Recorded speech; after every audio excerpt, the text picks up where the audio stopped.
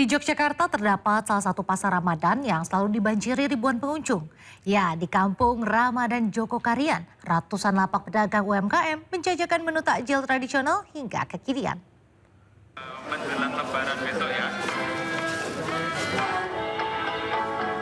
Ribuan pengunjung antusias saat berburu takjil di Kampung Ramadan Jogokarian, Mantri Jeron, Kota Yogyakarta.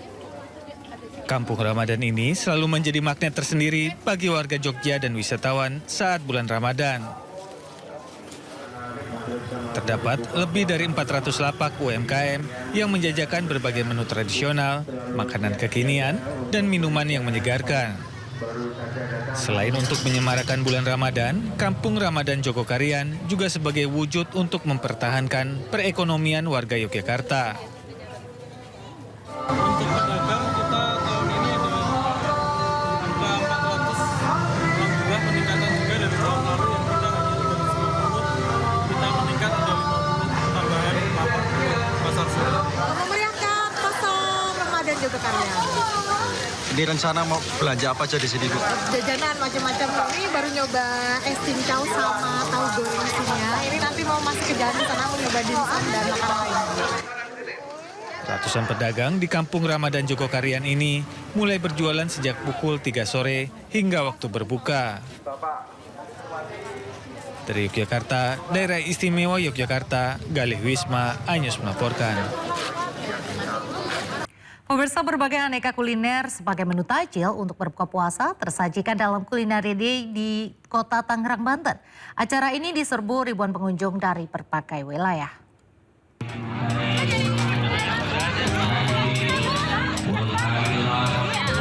Ribuan warga berdesakan untuk mendapatkan takjil yang dibagikan secara gratis di pusat pemerintahan Kota Tangerang Sabtu sore.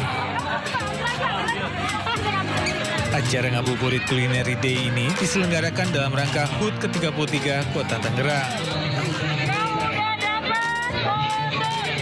Selain pemberian takjil gratis, warga juga bisa berburu beragam kuliner tradisional dan kekinian. Para pengunjung datang dari berbagai daerah untuk bisa buka puasa bersama keluarga.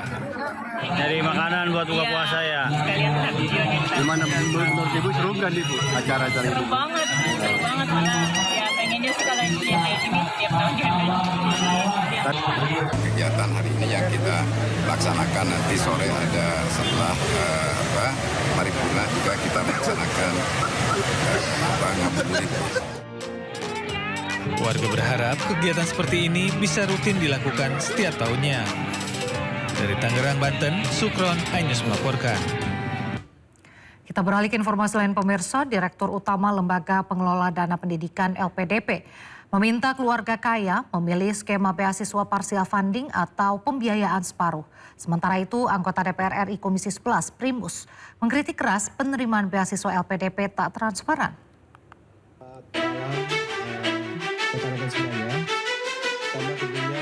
Tidak ada larangan orang kaya atau mampu mengambil beasiswa Lembaga Pengelola Dana Pendidikan atau LPDP.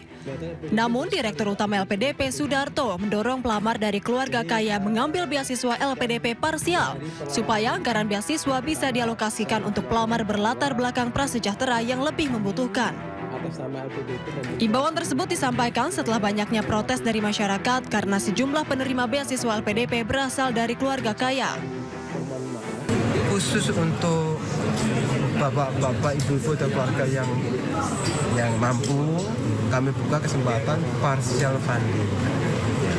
Partial artinya ya ini himbauan kalau bapak ibu mampu, milihlah yang bukan full funding tapi yang partial funding. Di mana 50% dari LPDP, 50% dari Anda sendiri gitu ya. Sebelumnya dalam rapat dengar pendapat Komisi 11 DPR RI bersama Eselon 1 Kementerian Keuangan September 2025, anggota DPR RI Komisi 11 Primus Justisio menyoroti sejumlah persoalan di LPDP yang perlu segera dibenahi.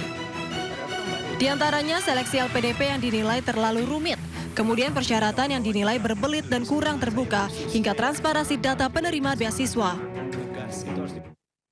Kalau persyaratan utamanya harus pintar, betul Pak. Tapi pintar dengan, pertama harus ekonominya yang kurang Pak. Kalau dia kemampuannya itu kurang, di bawah standar sedikit, pilihannya tapi ekonomi tidak mampu sama orang yang di atas standar tapi dia punya kemampuan, ya jangan Pak. Saya rasa ini harus dirubah Pak. Gitu loh. Malulah Pak, anak-anak orang kaya mendapatkan LPDP. Malu anak-anak pejabat mendapatkan LPDP. Ini penting. Sekarang kalau saya tanyakan sama Pak Darto, dari seluruh yang mendapatkan LPDP itu, apakah itu clear? Apakah itu clean? Tidak ada nepotisme? Tidak ada akses menuju sana dari pejabat-pejabatnya, dari relasinya, dari kolehannya, dari pejabat mana, kementerian mana? Saya rasa itu juga sulit dijawab kan Pak? Saya bukannya mau menuduh, tapi itu yang dirasakan masyarakat. Saya cuma menampung, sekarang saya bicarakan. Dalam kesempatan tersebut, Primus tidak hanya mengkritik, namun juga memberi masukan agar LPDP membuat terobosan baru dalam skema beasiswa. Hal ini perlu dilakukan supaya beasiswa paling bergengsi di Indonesia tersebut tepat sasaran. Tim Liputan iNews melaporkan.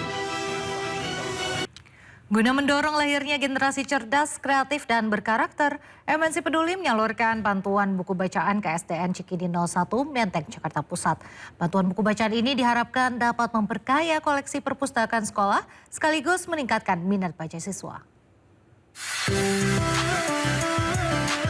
Para siswa di SDN 01 Cikini Menteng, Jakarta Pusat tampak ceria dan antusias mendapat ratusan buku dari donasi MNC Peduli.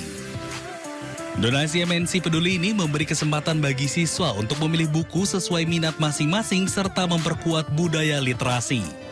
Di sela kegiatan belajar dan aktivitas Ramadan 1447 Hijriah seperti tadarus dan ibadah bersama, para siswa juga mengisi waktu dengan hal positif seperti membaca.